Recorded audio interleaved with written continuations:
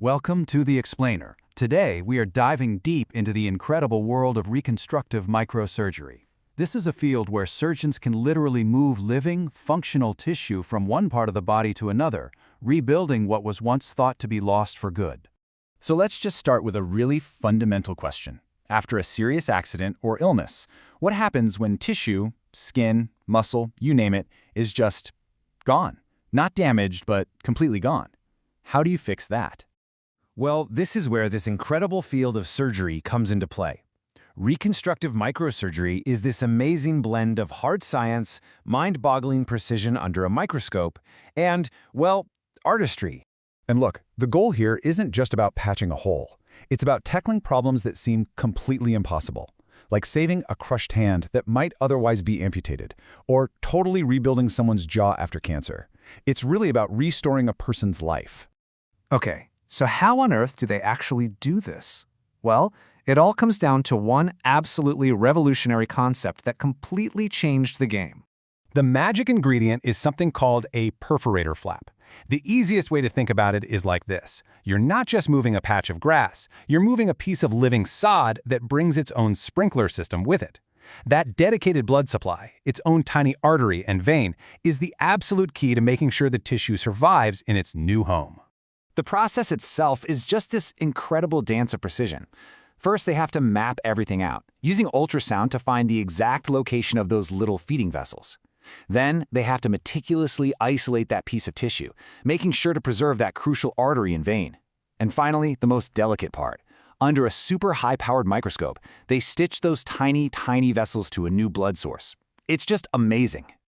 So, that's the theory, right? But what does this look like out in the real world, for actual patients? Let's take a look at how these techniques have been honed over decades to change people's lives. And you have to understand, this didn't just happen overnight. This has been a 40-year journey, building on the work of pioneers like Professor Prof Koshima, who started doing this back in the 1980s. Over the decades, he and others perfected these methods, shared them with the world, and pushed the field forward into what we now call the era of super microsurgery. Let's get specific, so you can see what this really means. Here we have a truly devastating injury. A 57-year-old patient. Their hand is crushed, the skin is gone, the muscle is almost completely destroyed. I mean, this is the kind of injury that could easily mean losing the use of the hand entirely. So what did the surgical team do? They went in for this incredible, all-in-one surgery. They transferred a flap to act as a kind of living blanket, providing healthy coverage for the wound. They finished it off with a skin graft, and of course, did that painstaking work of reconnecting the blood supply. And this right here highlights a crucial, very honest reality of this work. The surgery saved the tissue, which is a huge win, but function wasn't perfectly restored. Reconstructive surgery is often about restoring as much as is humanly possible, even if getting back to 100% isn't on the table. Okay, so that's a hand. But what happens when the challenge gets even harder? When you're working in areas that are not just critical for function, but for our very identity, for how we speak, eat, and appear to the world. Well, get this. In a study that looked at 44 of these super complex head and neck reconstructions, using a specific flap taken from the thigh, the success rate was an absolutely mind-blowing 90%. And when they dug into the data to figure out why it was so successful, the numbers told a really clear story. Things you might think would matter, like the patient's age or gender, nope, didn't make a statistical difference. But one particular surgical method for keeping the blood flowing was over 4 times more likely to lead to success. That's how this field refines itself, by obsessively following the data. So with all this incredible progress, you have to wonder, where do we go from here? And the answer is, we go smaller. Way, way smaller.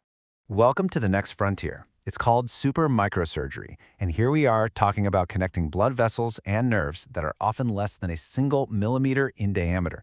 Seriously, these are structures you can barely even see with the naked eye. And mastering these techniques is a total game changer. It means surgeons can tackle reconstructions that were just flat out impossible a few years ago. It's pushing innovation not just in this field, but across all of medicine, with potential uses in areas we're probably only just beginning to dream of. But you know, when you strip away all the amazing technology and the incredible technical skill, there's something much more human at the core of all this work. And this quote just says it all, doesn't it? It's such a powerful reminder that this type of surgery isn't just about making a limb work again. It's about restoring a person's sense of self, their confidence, their ability to face the world and feel whole. So ultimately, it leaves us with this one big thought. When we have surgeons who can literally rebuild the human body at a microscopic level, what does that mean for the future of healing itself? It feels like we are watching the very definition of recovery get redrawn right before our eyes.